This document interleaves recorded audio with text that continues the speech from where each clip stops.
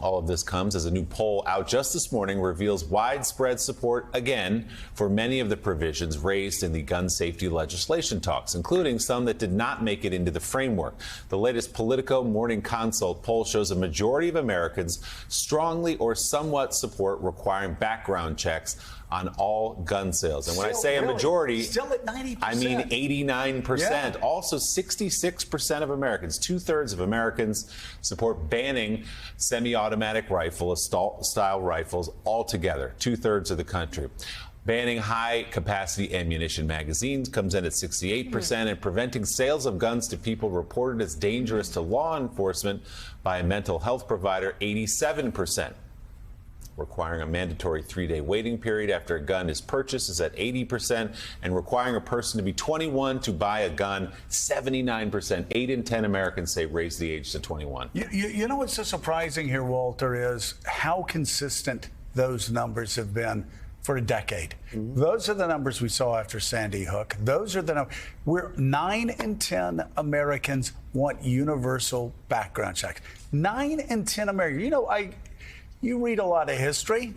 I've read a few books. I can't think of an issue where 90% of any electorate supported a certain public safety issue and one party just stopped it from happening. I know I salute the Republicans that have sat down and we're finally moving forward, and I am thankful that we're getting some progress, and we should stop and salute Congress for doing that.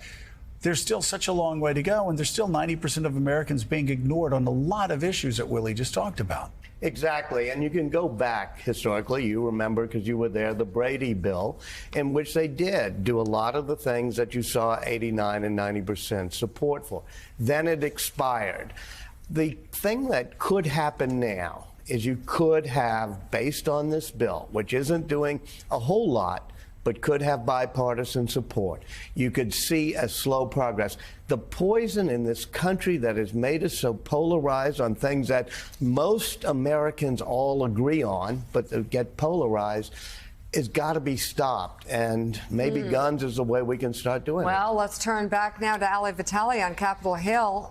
Ali, NBC News has learned Senator John Cornyn gave a presentation about some other polling at a meeting of Senate Republicans that helped sway support for the new legislation. Tell us what we know about that.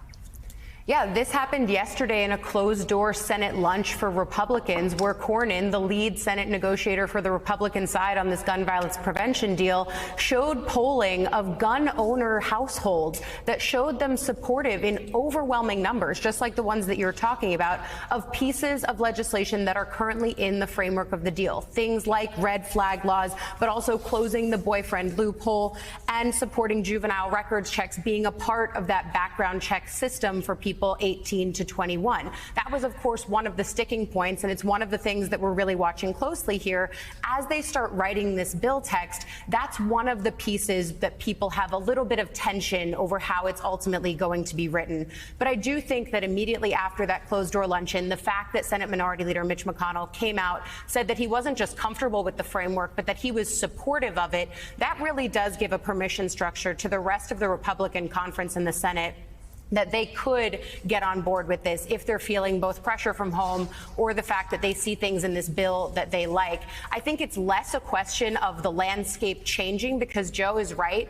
Back during Sandy Hook, background checks, universal background checks, were at 9 in 10 Americans supporting them.